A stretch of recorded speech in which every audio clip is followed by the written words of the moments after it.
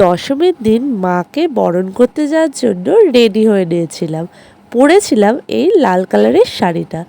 এই শাড়িটা কিন্তু বাংলাদেশ থেকে আমার পিসি দিদা আমার জন্য পাঠিয়েছিল। আর এই লাল শাড়িটার সাথে কন্ট্রাস্ট করে পরে নিয়েছিলাম মোমবাটিকের এই নীল কালারের ব্লাউজটা। আর চওড়া করে সিঁথিতে সিঁদুর, ছোট্ট একটা টিপ, লাল লিপস্টিক আর কিছু হালকা হারকানের পরে মাকে বরণ করতে গিয়েছিলাম সিঁদুর, মিষ্টি, ধান, দুব্য এগুলো নিয়ে। ওখানে গিয়ে দেখি অলরেডি কিন্তু বরণ শুরু হয়ে গেছে, অনেকেই বরণ করছে। তারপরে আমি উঠেছিলাম বরণ করতে, আর পিন্টুকে বলেছিলাম একটু ভিডিও করে দিতে, যাতে তোমাদের সাথে একটু শেয়ার করতে পারি। মন ভরে মাকে কিন্তু বরণ করার সময় বারবার দেখছিলাম, আর মাকে বলছিলাম তুমি তাড়াতাড়ি আবার চলে এসো। সত্যি এই বরণের টাইমটা কিন্তু মনটা খুব খারাপ হয়ে যায়। ছোটোবেলায় মার সাথে ঠাকুর বরণ করতে যেতাম, আমার আরও যেসব ভাই বোনরা আছে সবাই মিলেই কিন্তু যেতাম। আর মার সাথে ঠাকুর বরণ করা হয়ে যাওয়ার পরে আমাদের সবাইকে একটা করে সিঁদুরের টিপ পরতেই হবে। এটা কিন্তু আমাদের কাছে খুব একটা মজার বিষয় ছিল। বলতে পারো যে বরণের সময় আমরা কিন্তু এই সিঁদুরের টিপ পরার জন্য ওয়েট করে থাকতাম। আর বিয়ের পরে বরণ করতে আসতে কিন্তু আমার খুবই ভালো লাগে। হ্যাঁ, একদিকে যেমন মনটা খারাপ হয়ে যায় মা চলে যাচ্ছে বলে, তেমন কিন্তু বরণ করতে আসতেও খুবই ভালো লাগে। তো এখানে দেখো বরণ আমার প্রায় হয়ে গেছিলো, আর পিন্টুকে কিন্তু আমি বারবার বলছিলাম যে একটু ভিডিও করে দিতে, ও ভিডিও করে দিচ্ছিলো যাতে আমি পরে তোমাদের সাথে শেয়ার করতে পারি। আর ভাই কিন্তু ইচ্ছেকে সামলাচ্ছিল।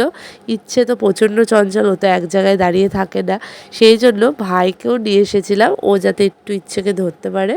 ও আর ইচ্ছে একটুখানি মজা করছিল, আর আমি এই সময়টা বরণ করে নিচ্ছিলাম, আর পিন্টু ভিডিও করে দিচ্ছিল। এবার যেহেতু আমার দাদু মারা গেছে, মানে বাবার বাবা মারা গেছে, তাই মা অসুখের জন্য বরণ করতে আসেনি। নাহলে কিন্তু প্রত্যেকবার মাও আসে আমার সাথে বরণ করতে। আমরা মা মেয়ে মিলে কিন্তু একসাথে ঠাকুর বরণ করি, তারপরে কিন্তু সিঁদুরও খেলি। এখানে বরণ হয়ে যাওয়ার পরে দেখো আমি কিন্তু একটু সিঁদুর খেলে নিচ্ছিলাম, আর তারপরে বাড়ির দিকে যাব। সেই জন্য সিঁদুর খেলা হয়ে যাওয়ার পরে মাকে আরও আরেকবার প্রণাম করে নিচ্ছিলাম বাড়িতে যাওয়ার জন্য। বাড়িতে গিয়ে নিজেরা একটু খাওয়া দাওয়া করে ইচ্ছেকে খাওয়া দাওয়া করিয়ে রেডি করে নিয়েছিলাম। সন্ধ্যাবেলায় বেরিয়ে পড়েছিলাম ভাসানে যাওয়ার জন্য। এখানে ভাসানে আমি, আমার দিদি, ভাগ্নি, সব বোন ভাইরা সবাই মিলে কিন্তু একসাথে এই ভাসানের দিনটা একত্রিত হই, মানে সবাই মিলে একসাথে ভাসানে যাই। তো এবারও সেটাই গেছিলাম।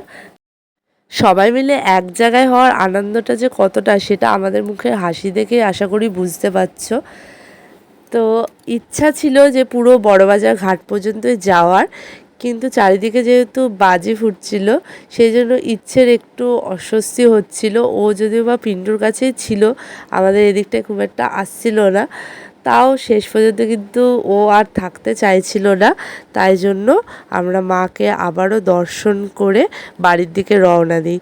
মার রূপ দেখে দেখে কিন্তু মন ভরছে না, তাই বাড়ি ফেরার আগে আবারও মায়ের রূপ দর্শন করে নিই, তারপরে বাড়ির দিকে রওনা দিয়ে দিই। আর বাড়িতে ফেরার আগে ইচ্ছের জন্য একটুখানি চকলেট, কেক, বিস্কিট এসবগুলো নিয়ে নিই। বাড়িতে ফেরার আগে এই ফাঁকা মণ্ডপটা দেখে এত মনটা খারাপ লাগছে, মানে সমস্ত আনন্দ আয়োজন সবই বৃথা মাকে ছাড়া। যাই হোক, ভিডিওটা এখানেই শেষ করলাম। সবাই কমেন্টে জয় মা দুর্গা লিখে দিও।